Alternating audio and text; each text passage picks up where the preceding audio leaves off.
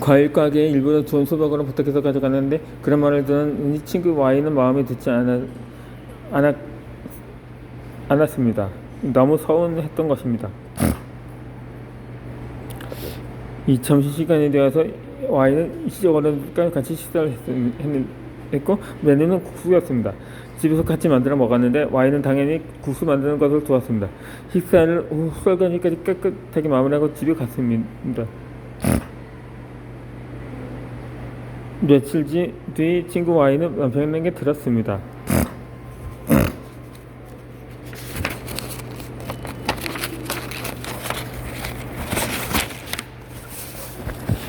시장에 가서 아무것도 하지 않고 집에서 만든 음식을 그냥 받아 먹었다면서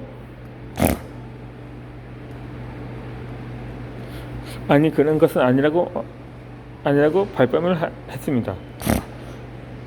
어머니께서 전화로 모두 이야기를 들었다고 합니다. 그러자 그 남편도 나도 국수 만드는 거 준비할 때 도와줬다면서 그리고 설거지까지 해놓고 집에 왔다고 해명을 하는 것이었습니다.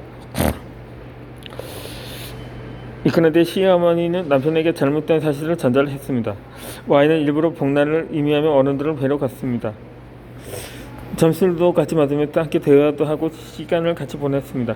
하지만 시작에서는 남편에게 오히려 안 좋은 내용을 전달을 했는데 Y는 그 내용을 들은 뒤에 다시 시작에서 잘해드리고 싶지 않다는 생각을 했던 것입니다.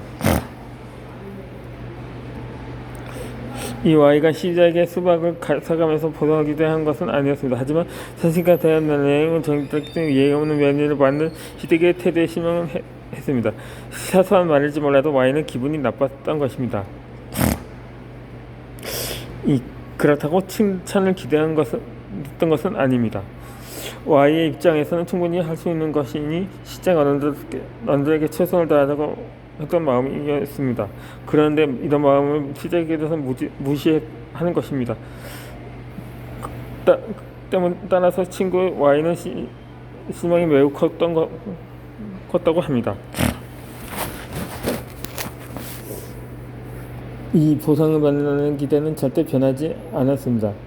이 상대방 역시 받은 것에 대한 보답을 저는 생각하지 않고 있습니다. 오히려 사실과 내용을 전달함으로써 성의를 표현했던 사람의 마음은 짓밟아버린 셈입니다. 두 번 다시는 그 사람에게 잘해주고 싶은 마음이 아주 정도 들지 않습니다. 이 보답을 할 줄 아는 마음을 가진 사람에게 챙겨주고 응원해주고 위로해주는 것이 좋습니다. 누가 시킨 생각도 아닙니다. 하지만 그 스스로 표현의 마음을 가지고 노력합니다. 이런 것을 보면서 좋은 사람이 아닌지 구분할 수가 있습니다. 그걸 말하는 사람이 아닙니다. 작지만 자신의 마음에 담긴 비겁 표현 방법을 말합니다.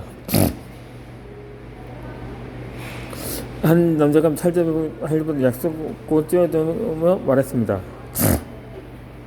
이 딸꾹질을 멈추게 하는 약이 있냐고 말입니다. 그러다 약사는 그런 약은 없지만 딸꾹질을 멈추게 하는 방법은 있다고 말하는 것이었습니다. 그렇게 말이 떨어지게 못했고 약사는 남자의 짜기를 세게 때렸고 소리가 날 정도로 때리자 그와 함께 남자는 금방 빨갛게 부어올랐고 영도 모르고 눈앞에 별이 번쩍일 정도로 딸기를 나는 남자는 얼굴을 감싸치면서 다시 미쳐나가고 소리를 쳤습니다.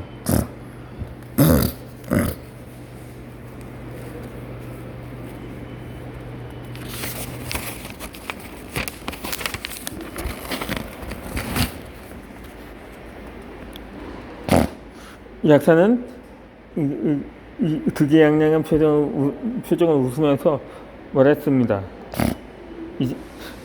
어떠냐고 이제 짤깍질이 멈췄냐고 했던 것입니다.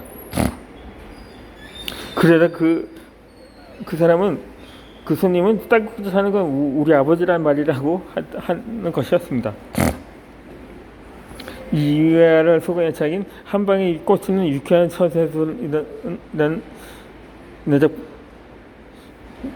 이라는 작품에서 다음과 같이 질문을 합니다.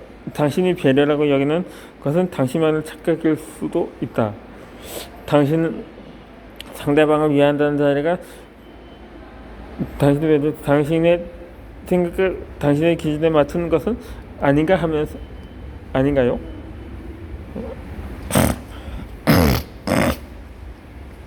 이 상대방을 위한다고 생각을 했습니다. 하지만 다시 생각해보도 상대방에게 직접 물어보고 확인한 적은 없었습니다. 사소한 것을 잘 챙겨줍니다. 응원의 말을 잘하면서 위로해주고 격려해주면 상대방은 감동받는 경우가 많습니다. 그러나 이것을 상대방이 항상 긍정적으로 받아준다는 보장은 없습니다. 가끔은 상대방의 자존심을 상하게 만드는 경우가 있습니다. 나는 좋은 뜻으로 있는데 상대방은 불편할 수가 있습니다. 상대방이 가난하게 보인다고 해서 무작정 도움을 주려고 하면 안 됩니다.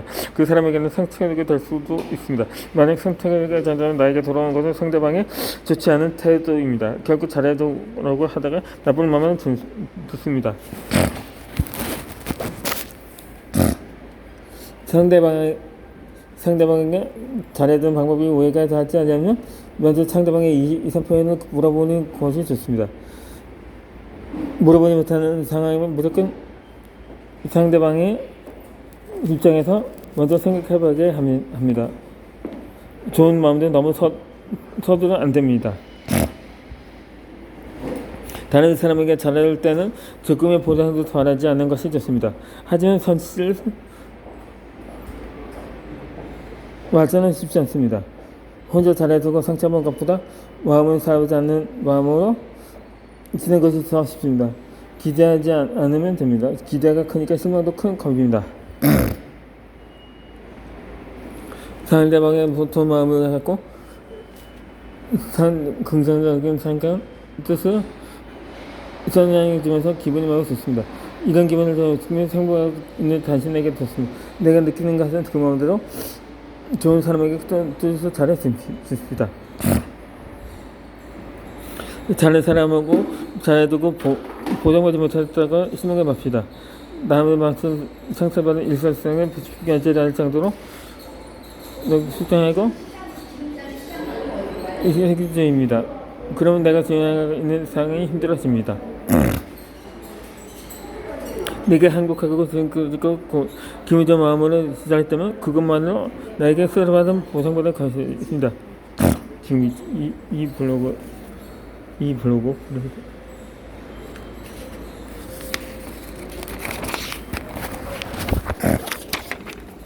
이 뒷담에 흘리는 태연을 가집시다. 이 삶에서 한 번이라도 다른 사람의 이야기를 안 해본 사람은 없습니다. 뒷담화하는 순간에는 즐겁고 재미있을 수 있습니다. 하지만 그 끝이 나면 불안하고 자책감까지 듭니다. 가끔은 자신이 주위에서 뒷담화 할 때도 있고 다른 사람이 하는 뒷담화와 동의하면 같이 할 때도 있습니다. 그리고 어떤 때는 자신의 뒷담화의 대상이 되기도 합니다. 우리는 사회생활을 하다 보면 여러 상황에 노출되어 있습니다. 그리고 대부분 뒷담화는 하는 분위기에 흔들립니다. 친구 피의 시댁은 특이합니다. 연애 시절에 빨리 결혼하라고 재촉하셨던 시댁 어른들입니다. 그래서 결혼 후에 친구 피는 시댁 사랑을 못 받은 것이라는 기대에 부풀어 있었습니다. 하지만 예상과 다르게 결혼 후 시댁에 대한 친구 피와 남편 사이를 이간질하고 있었습니다. 이 친구 피는 시댁 어른들은 며느리를 몇 번 만나보지도 않았고 대화를 많이 한 적도 없습니다. 그런데 성격이 예민하고 소심하다는 부정적인 말을 피의 남편에게 자주 이야기했습니다. 그리고 경제권을 절대로 피에 넘기지 말라고 당부를 했습니다. 그렇다고 헤어지길 바라는 것은 아닙니다. 그런데 끊임없이 이간질하고 며느리에 대해서 거짓된 상황을 꾸며내서 아들에게 알려줍니다. 아들은 부모님의 말씀이니까 무조건 믿었습니다. 그러면서 아내는 점점 세상에 끼고 보게 되었습니다.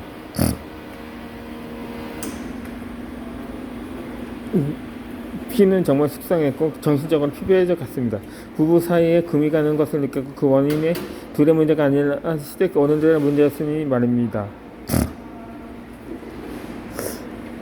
이 친구 부부에게는 머리 부부싸움이 없었습니다. 그런데 시댁과의 관련된 사건이 생기면 그날은 무조건 싸움이 되었습니다. 이런 생활이 반복되니까 친구 부부는 힘들었고 지쳐갔습니다. 이 피해 남편은 자신의 중심을 잘 잡고 부모님이 아내의 이야기를 함부로 하더라도 흔들리지 말아야 합니다. 그런데 그렇게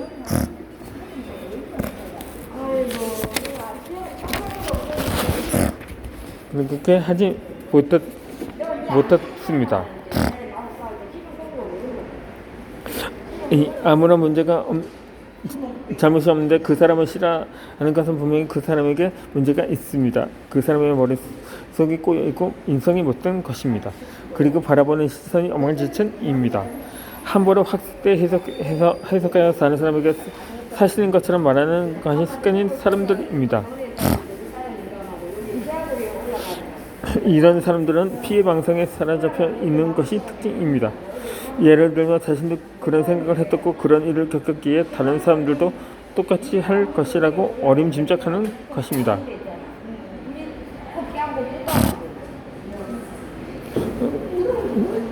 그렇지만 그것은 자신의 잘못은 아닙니다. 그 사람들의 잘못입니다. 그 사람의 잘못은 본인이 자책할 필요가 없으니 기죽지 맙시다.